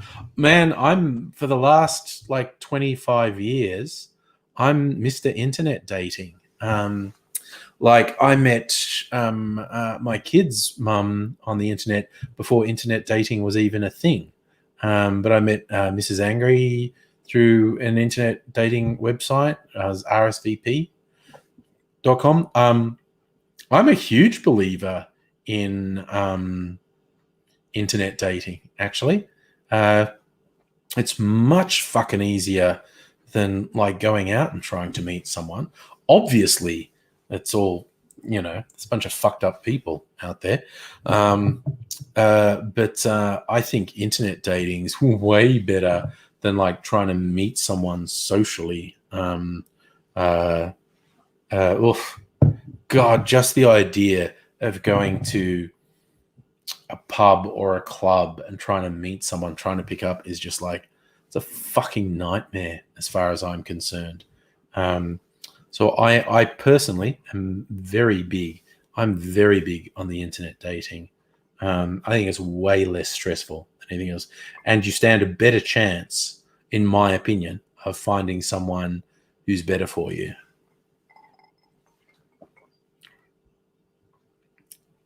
Yes, Stella, I agree. Shorten was better when he was a union guy.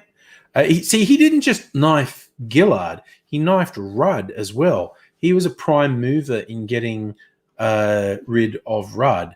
And then he lost his fucking bottle and knifed Gillard as well. And I couldn't believe they gave him the leadership after he played such a central role in fucking everything up.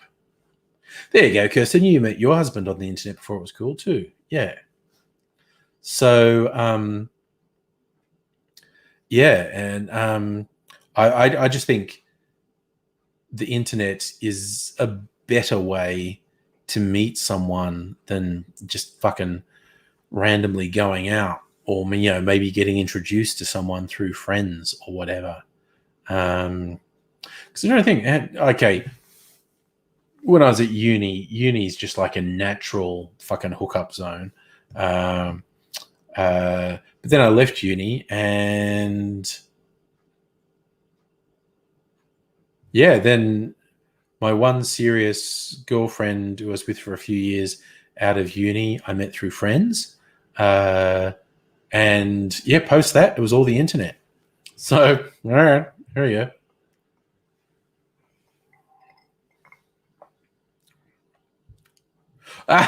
Oh my God, Kirsten, that's beautiful. You waited until your wedding day to tell your parents you met on the internet. That's fucking great. That is fucking great. Strictly saying, you remember crooning chicks on MIRC. Yes, I did a fair bit of making moves on IRC and MSN chat, and then through the actual dating websites as well. I met my kid's mum through IRC.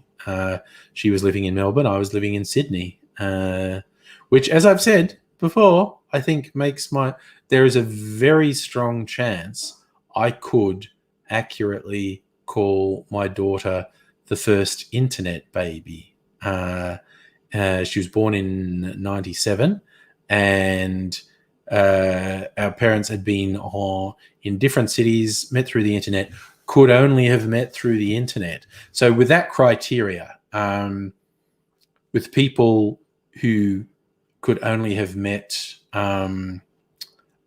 through the internet, it's quite conceivable. In that criteria, my daughter is the first internet baby. Heine, it's ASL, not LSA. What fucking nightmare world do you come from? ASL was age, sex, location. Yes, that's from the IRC days. They ask everyone on the thing ASL. And if people were into it, they'd say their age, sex, and location.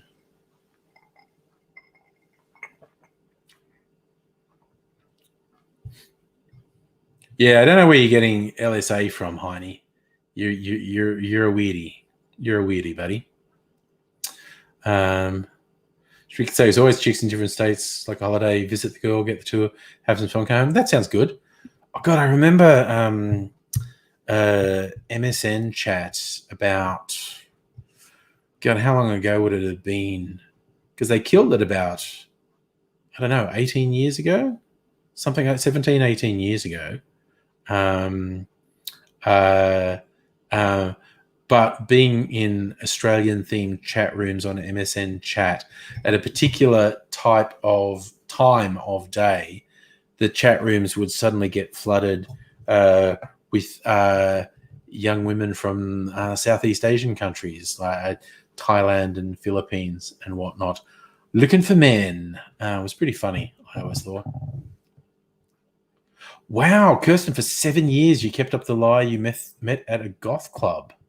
It's believable because you both went there, but I'm with you. If you had met at the goth club, you probably wouldn't have got married. Yeah, absolutely. Safa, when Australia joined the global internet in 1989, the University of Melbourne was used by computer scientists. Yeah, it wasn't until the early mid-90s that you could get a commercial internet access account.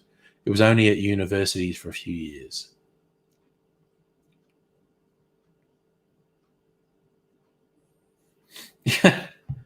Yes, Locust Trooper, the chat was all about the flirting and flashing and whatnot. Indeed. Strictly say you used the net in 95 at school. Couldn't wait to get dial-up at home. Yeah, the cooler you were, the longer uptime you had. Yes, God, the old days of dial-up, occupying a phone line. Oh, my God.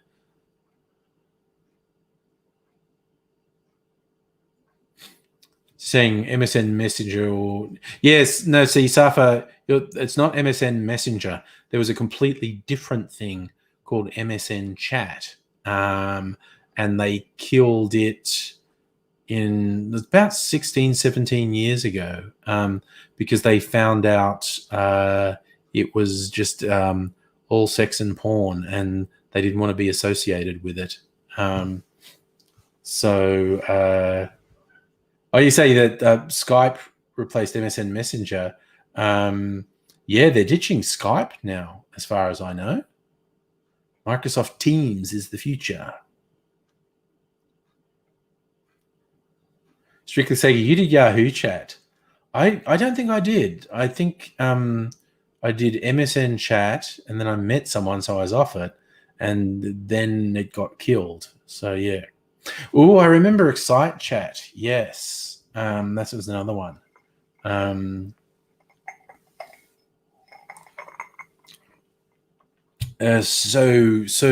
many chat things. What do we thought that LSA was linseed, sunflower, and almond mix? Yeah, that makes sense. So for video chat, you used Microsoft Net Meeting. Yep. There were a lot of options at various times. There's even more now. So it's all pretty wild these days. What these young folk have. So you accidentally picked up a bag of LSA, which was a bad thing because you're allergic to almonds. Don't. Oh God, Safa, how much? I forget how much dial-up cost. I absolutely forget. But yeah, it was ridiculous. Hi, Dregaus. On Twitch. Speaking of video platforms, it's all very complicated. Okay, so it's getting up to 10:02. I'm going to see how. Oh, Dregaus, you've come onto YouTube. Cool. Oh, yes, the dial-up set. I knew a friend because that wasn't. Dregaus, you can be on either. It's just that if you're on Twitch, almost everyone else is on YouTube, so they won't see any chat from Twitch. But I will.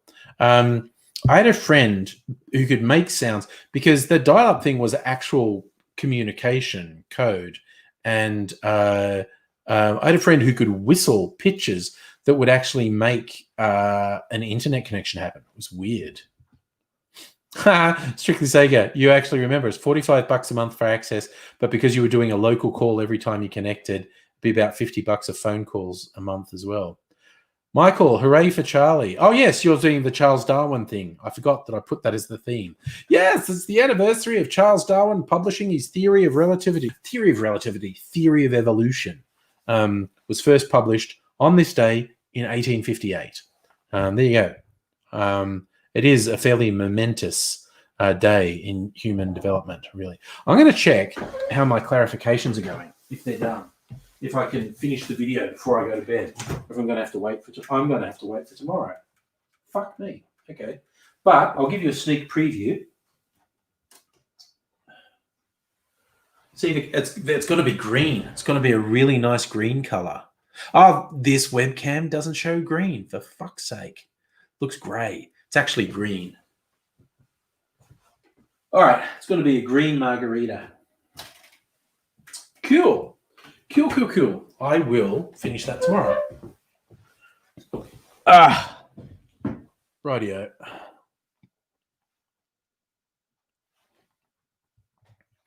On the origin, Musica Ayurveda, I don't think it was on the origin of the species.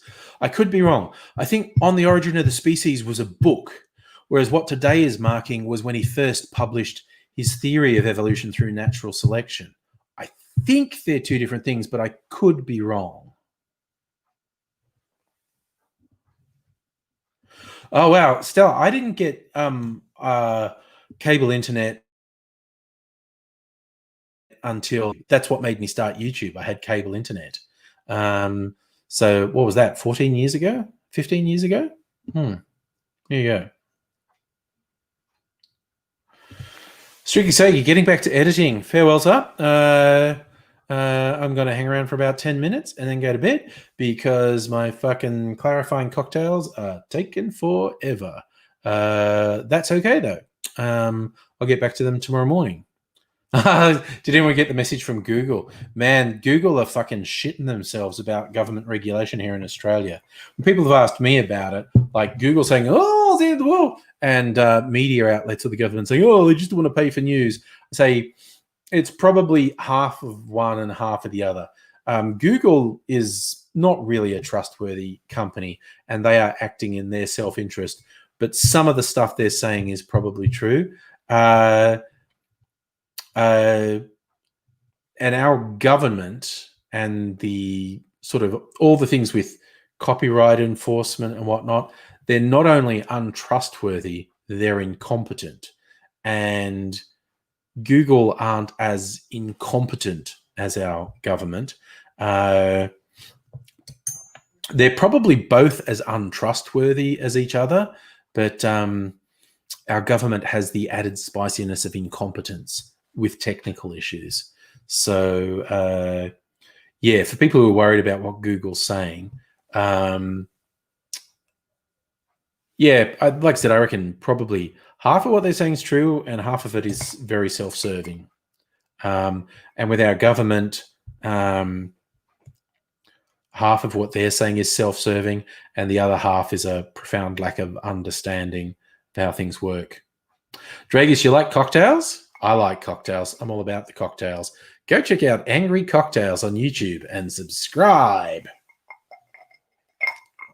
I'm making clarified margaritas made with blue curacao, which is not what you would usually make a margarita with. It's a bit gauche, really, for a margarita. But I wanted to see what clarification would do to blue curacao. Turns out it's going to be green. Probably a very light green, but it's gonna take all night to fucking finish the filtration. And I will try and finish the video tomorrow morning, and hopefully upload it. You know, as a Friday night thing. A margarita. Margaritas are a Friday night thing. There you go. Thanks, Dragus.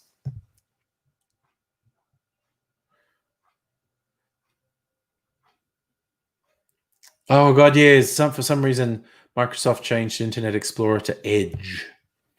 It's like fucking Jesus. Microsoft, no one gives a shit about your web browser, honestly. So yeah. Stella, you got your cable around 2003. So I would have got mine 2004, 2005, 2006 maybe. I sort of broadband had been around for a little while and I just didn't have it. And then I got Foxtel, and then they offered a deal for cable internet. And I went, yep, okay, I'll have that. And then I was doing it for a while and thought, I want to start, because I was doing a blog trying to be funny and with the idea that I'd do some stand-up comedy. And then I thought, some people saying I should start a podcast with my material. And I went, I've got cable internet now. Why don't I leapfrog audio and go to video and make stuff for YouTube? And that's what happened. I went on YouTube,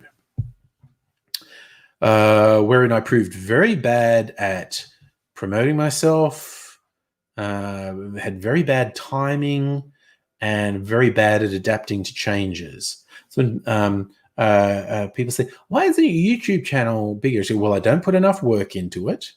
I'm very bad at adapting to changes. And a couple of times when I've taken time off work to go full on into YouTube, my timing's been really bad. If I had a time machine, I would go back, and about a year earlier than the first time I did, I would have taken a break from work and dived headlong into YouTube and tried to make a go of it. But the past is the past. Even with my cocktail channel, which is the first time I've started a new channel in 10 years, and it's fun starting something new. But I need to work more at that. Oh yeah, Stella used to be on the front page of Australian YouTube. When that was one of the things that hurt me the most. The thing that helped me the most was when big YouTubers noticed me and shouted me out to their fans. The thing that helped me second most was when they did the localized stuff for YouTube. So like if you connected to YouTube from an Australian IP address, it pushed more Australian content to you. And the thing that hurt me the most is when they stopped doing that. Like my views, etc., dropped 90% when they stopped doing that. But that's my fault. This is what I mean about I adapt badly to change, because other people weathered that storm or came through after that and did really well. So the only reason I haven't done really well on YouTube is me, because I've never been that driven to do it. So that's what it comes down to.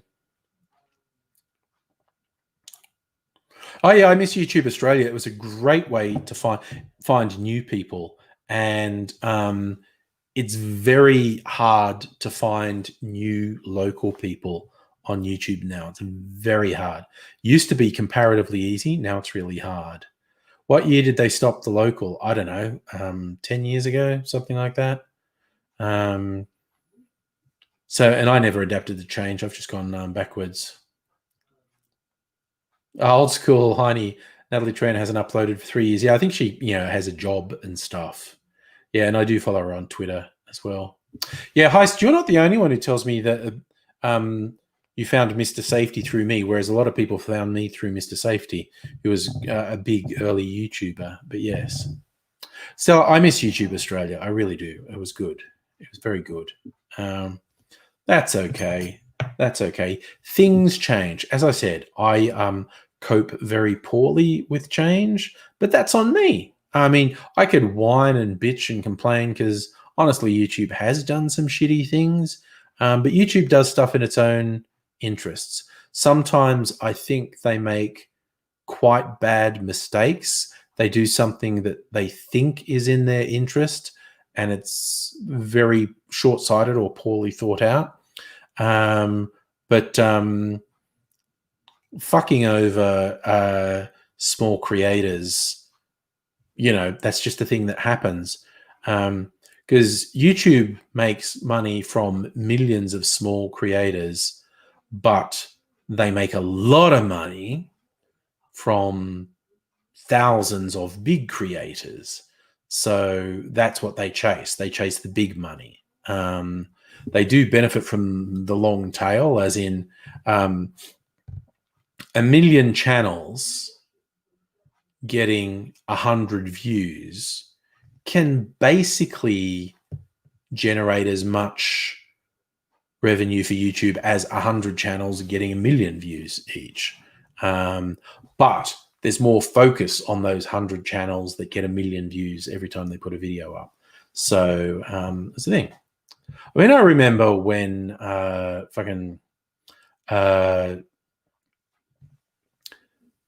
Fred channel hit 1 million subscribers, which seemed insurmountable at the time. It was such a landmark. 1 million subscribers. It was outrageous. And I haven't looked for ages. Who's the most subscribed YouTube channels? Let's have a look. I never even noticed that PewDiePie had passed 100 million subscribers. Fucking hell. I never even knew that. So PewDiePie's got over 100 million subscribers. And 1 million seemed like a huge, impossible number back in the day. Oh, Heist, the 80-20 rule, you're right. But it's not even 20% with YouTube. It's 1% of the channels make 80% of YouTube's revenue. But there are millions and millions of channels. So 1% is a lot of channels. But definitely, I reckon, I feel very confident in saying 1% of channels make 80% of YouTube's money. And I reckon 10% probably make the next 10% probably make 50% of what's left over, and the remaining 90% generate about 10% of YouTube's revenue. I totally pulled those numbers out of my ass, but I reckon I have an educated ass is what I reckon. I reckon those are probably pretty solid numbers. 1% of channels make 80% of their money. And yeah, of the next 10% of channels probably make 50% of what's left. And that last 10% is made up of like 90% of the channels. I remember, Chocolate Rain, the early toppers, Chocolate Rain, Chris Crocker, Leave Britney Alone. All the early hits were amazing. because they really were like zero budget things. Suddenly reaching millions of people is amazing. But it's a thing, as the saying goes. The world changes. Who knows what will be happening in the future? Anyway, that's 10 o'clock. I'm going to go to bed. I'll see you fine people, hopefully tomorrow, Friday night, party night, party night. Have a big old party tomorrow night. That's my plan anyway. We'll see how that plays out. I hope you all look after yourself in the meantime, and hopefully we'll catch up with you again soon. But stay well. Be good to yourself, because it's a weird fucking world we live in, and weird shit is happening all the time. And you absolutely need to look after yourselves and be good to yourself, because it's really fucking weird. So be good, be fine. Hope to see you again